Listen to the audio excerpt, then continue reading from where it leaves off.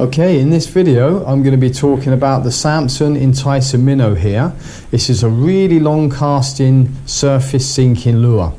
As you can see, these lures come in white, but we do have some airbrush designs as well that you can look out for. This one here is the 90-gram Enticer. We got them all the way up to 120 grams here. This is an airbrush one, all the way down to 15 grams here for smaller species. It comes with a tail hook. We put a treble hook on it. You can obviously change that for a single. Some people prefer singles or assist hooks, and I'd say an assist hook can be very good if you're targeting a fish that that are approaching from behind, say like a rooster fish that would be chasing it from behind. And if you hook up with something like a rooster and you're using an assist hook, it's probably going to be a lot harder for that rooster fish to shake the hook or get off. But treble is a good all-round hook for fish, say hitting from underneath would have more chance if you've got, say, a treble hook on. And the other thing, when you're casting these out, when you cast them at distance, the treble hook sits nicely there on the cast, so it won't interfere with the casting distance. Sometimes you'll find an assist hook can sort of spin around and it could interfere with the casting.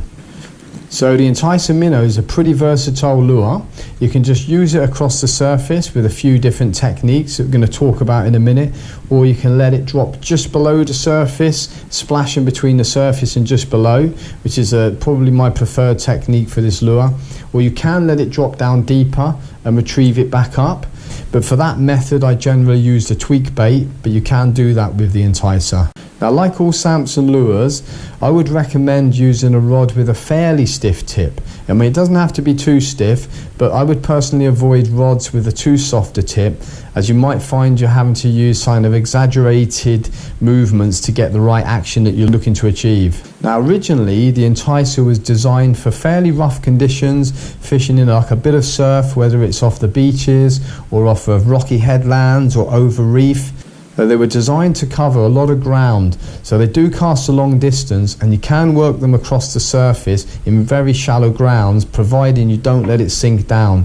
It's always important to keep contact with the lure, keep that lure moving, and keep the rod tip up if you're fishing over very shallow ground.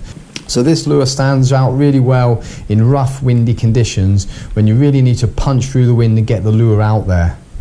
So the kind of species you can be targeting with the Enticer would be bass, striped bass, bluefish. We've had anything from snapper on them through to rooster fish, kingfish. So a real wide variety of fish that like to hit a surface lure or a lure just working just below the surface. Okay, the first technique I'm going to talk about is just a basic retrieve, where you cast the lure out, turn the bail arm over as it hits the water, and get in contact with the lure as soon as you can, especially if it's shallow ground, and that way you can bring it straight to the surface and get it moving. Now, you can retrieve this lure with the rod tip down or the rod tip up or anywhere in between. I think it's better to keep that rod tip up for a few reasons. So by keeping the rod tip up, I find it's easier to work the lure for most of the techniques, not all of them, but for most of them. And you're also ready to really strike and set the hook if a fish hits it. Now, you can retrieve it in from a medium to fast speed, depending on what you're targeting. And you can just do a straight retrieve, or you can also add little pulls to the rod tip as you're retrieving it, just to make it look a little bit more erratic. And you can also add little taps to the rod tip, so just little taps as you're retrieving it, again to give it that erratic sort of injured fish action. Now, with this action, you're just going to be keeping the lure basically on the surface. It's going to be splashing, it's going to be moving around side to side, and it's really going to be sending out those signals of an injured bait fish and an easy meal. The second method I'm going to talk about is very similar to the first method, where you're splashing it across the surface, but you're also going to let that lure just drop just below the surface and swim a little bit and then back up to the surface again. So you're not letting it drop deep down, especially if it's over shallow ground. Just talking about a few centimeters under the surface and then splashing again. So you're basically working the lure all the way back between the surface and just below, which is a really good method for getting fish to hit a lure.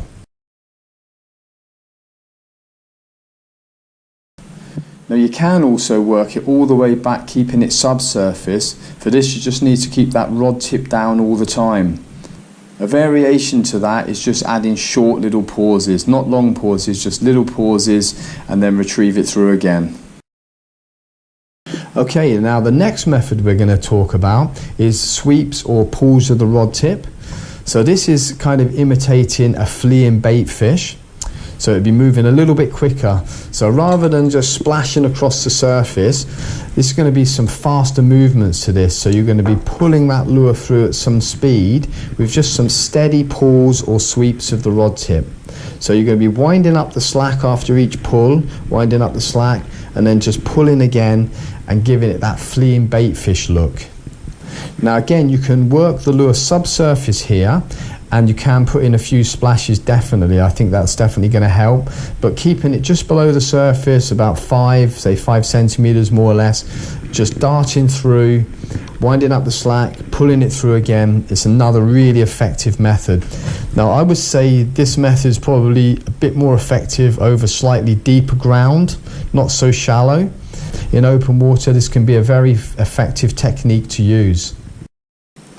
Now, if you want to work this lure a little bit slower across the surface, then the next technique is going to be ideal for that. So you'll be looking to cast the lure out as you normally would, turn the bail arm over quickly and get contact with the lure as soon as you can. And for this technique, we really want to get that lure moving across the surface, swimming. And so you're going to do that by using little taps of the rod tip, keeping the rod tip up high. That's the easiest method to do it. So you keep that rod tip up high, keep contact with the lure at all times, and just lots of tiny little taps of the rod tip, and that's going to get that lure swimming across the surface where you can really slow it down. So if you're fishing over shallow grounds, over reef, and you've got some kind of ambush predators there and you want to keep that lure moving in the water through those areas or through some current, then that's an ideal technique for those situations. If at any point a wave hits it, you've got to make sure that you quickly get contact again with the lure. So wind up any slack, and as soon as you feel you're in contact with the lure, you can carry on as you were. Of course, you can always let the lure drop down subsurface and retrieve it back up, either with sweeps of the rod tip or little taps of the rod tip. Now, all those methods are designed to imitate an injured or a fleeing bait fish. So it's really important that you can try and trigger off those predatory instincts of the fish you're targeting. I hope this video helped and gave you a few ideas on how you can retrieve the Enticer minnow. Most important thing is, if one method isn't working, remember, always try another method. So if you're fishing and say a slow action is just not working on that day, it's important to mix it up, try splashing that lure, maybe some sweeps of the rod tip, and really try to trigger those predatory instincts and get those fish to hit. But if you've got any other questions, please leave a comment below and I'll definitely get back and do my best to answer it. Thanks for watching.